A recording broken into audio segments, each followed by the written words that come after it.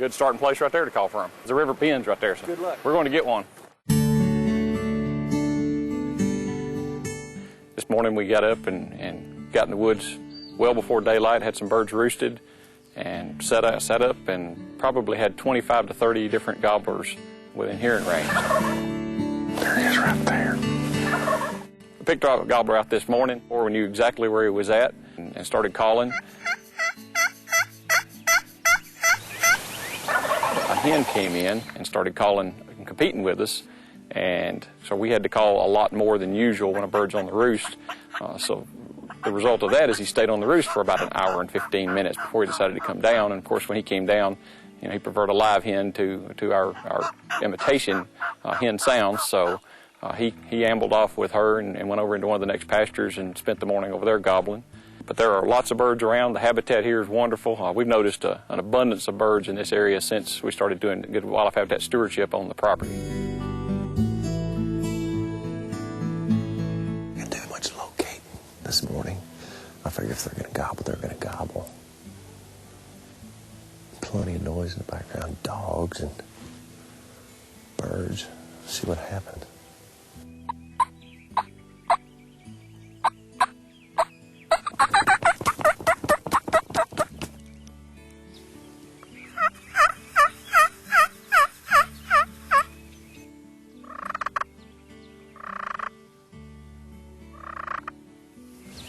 That might be a bird coming. Did you hear that?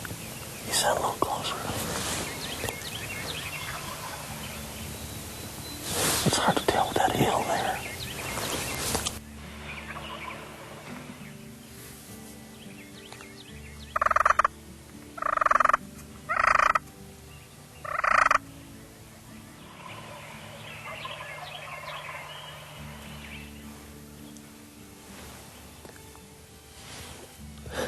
We're busted.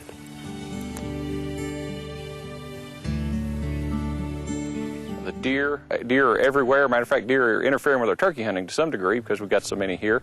I'm fortunate enough to be here on my parents' farm, and they've got a wonderful place here in northeastern Harrison County, about 600 acres. But what's great about it is they have to do exactly what I tell them when we talk about habitat management. Being the Commissioner of Fish and Wildlife, we like to make sure that we practice what we preach. And what we've done here is we've run a prescribed fire through this area. This fire was burned here about 30 days ago. A lot of folks think that when you run a fire through an area that it's a blackened, desolate wasteland for 6 or 7 months. And you can see from the vegetation response that in 30 days, you can barely tell the fire's been here. You can see just some singed tips on some of the warm season grasses, but what you see is the native grass is starting to come back in. There's a lot of forbs coming in with them, and the turkeys and the deer are just wearing this out now. Prescribed fire is one of the cheapest things that we can do per acre to get good wildlife habitat on the ground.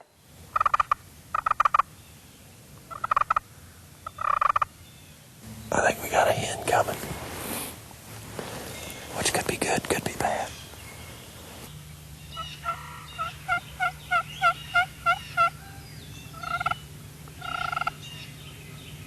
We got a decoy set up. There's some gobbling going on, but not anything close enough we can get to or somebody else's property. So what we've done is set up where there's a lot of signs, some scratching.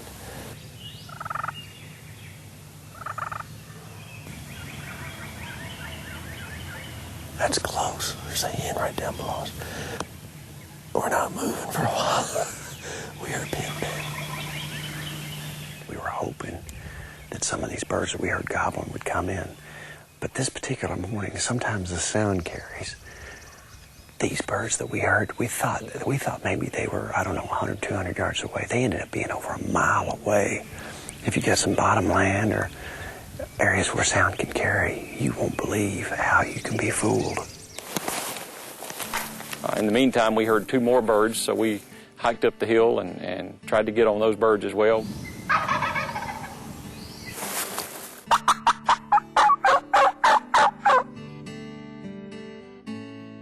They would respond to the call, they'd gobble to the call, they just wouldn't come in close enough to get a shot.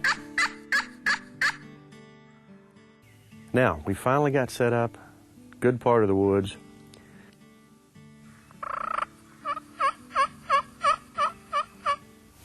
Finally got some reaction from a bird. but as soon as he reacted, he shut up.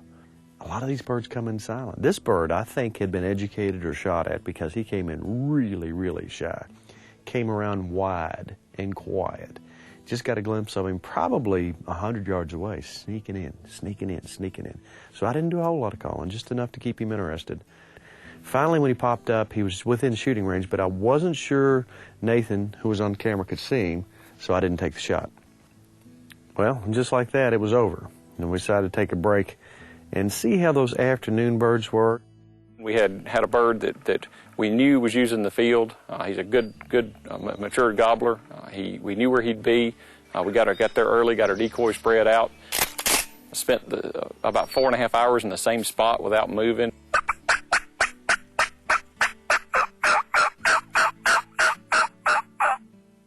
Sure enough, just before dark, just about time for him to think about going to roost, a hen comes out and she drags him out with her.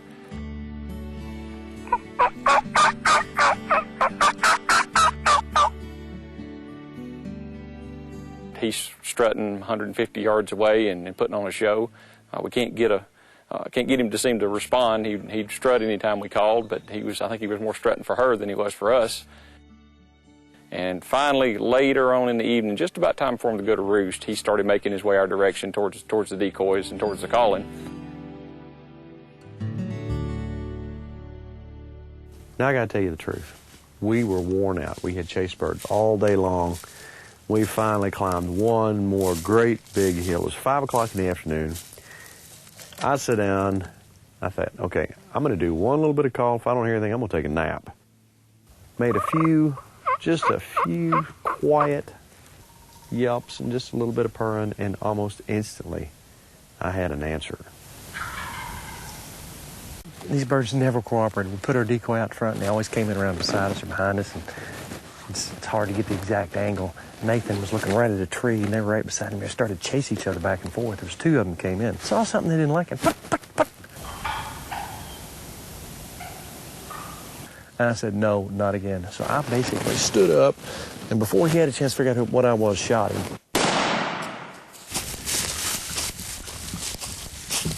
And he rolled, and his buddy took off.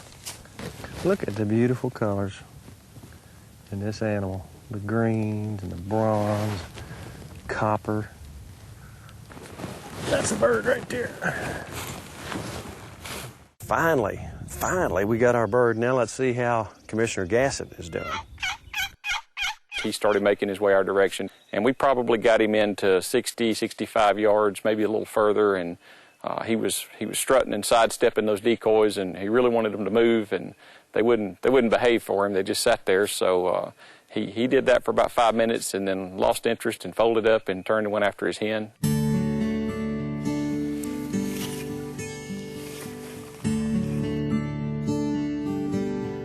Of course, we watched him fly up, knew exactly what tree he was gonna be in.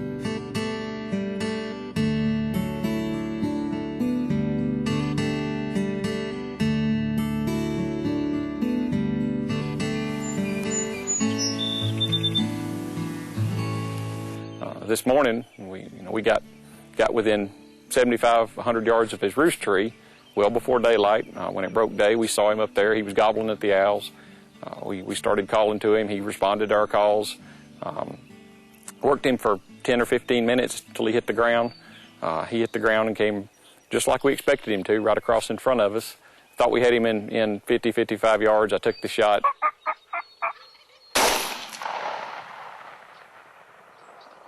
And as happens, I missed him. So he was probably closer to 65 yards. But we did watch him for an hour or so after that, and he stood over in the corner of the field and sulked and lost his hen, but he was none the worse for wear. So he's just one more educated gobbler. And John might have missed, but that happens to all of us. But last year, John got a grand slam. That kind of makes up for it. We'll continue to stay after him. There's lots of birds here. We've heard 20 or 30 gobblers every morning. We've seen lots of hens, lots of turkey activity. Probably the reason we're seeing as many turkeys as we are is because of all this wonderful habitat manipulation and in the form of fire management. We also do some timber harvest here. Timber management and fire management are 2 of the most valuable things you can do for eastern wild turkey and for white-tailed deer.